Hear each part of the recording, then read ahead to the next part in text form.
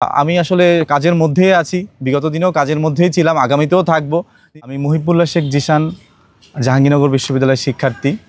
আমি আজকে আনুষ্ঠানিকভাবে ঘোষণা করছি যে আমি জাহাঙ্গীরনগর বিশ্ববিদ্যালয়ের কেন্দ্রীয় ছাত্র সংসদ নির্বাচনে জাকসুতে সাংস্কৃতিক সম্পাদক পদে নির্বাচন করতে যাচ্ছি। আসলে আমি রাজনীতির মানুষ না, মানুষরা যেভাবে কথা বলে সেভাবে কথা বলতে পারি না। আমি শুধু এটুকু বলতে চাই যে আমি আসলে নেতা হতে আসি নাই, আমি সেবক হতে চাই। আর আমি যদি সুযোগ পাই তাহলে কাজ করতে চাই। আপনাদের যদি আমাকে যোগ্য মনে হয় তাহলে আমার সাথে থাকবেন, আর যদি যোগ্য না মনে হয়, আমার থেকে কাউকে বেশি মনে হয়, তার সাথে থাকবেন, তাকে ভোটটা দিবেন। সো যদি সুযোগ পাই তাহলে কাজ করব, আর আমি যদি সুযোগ না পাই তাহলেও জাহাঙ্গীরনগরের সংস্কৃতির জন্য কাজ করব।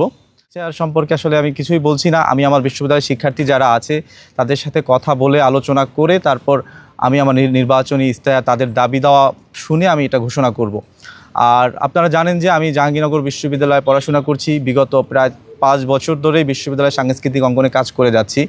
যিশু এন্টারটেনমেন্ট নামে আমার একটি প্ল্যাটফর্ম আছে যেখানে বিশ্ববিদ্যালয়ের শতাধিক শিক্ষার্থী জড়িত।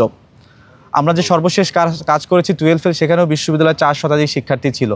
এর আগে রুম নাম্বার 2011, যেটি বুয়েটের মেধাবী শিক্ষার্থী আবরার ফাহাদের ঘটনা অবলম্বনে নির্মিত, সেখানেও বিশ্ববিদ্যালয়ের শতাধিক শিক্ষার্থীদের অংশগ্রহণ ছিল। তাই এই বিশ্ববিদ্যালয়ের শিক্ষার্থীদের সবসময় আমি সমর্থন পেয়ে আসছি। আর আমি আসলে কাজের মধ্যেই আছি। বিগত দিনেও কাজের মধ্যেই ছিলাম, আগামীতেও থাকবো। নির্বাচিত হই বা না হই, কাজ আমি করে যাবই।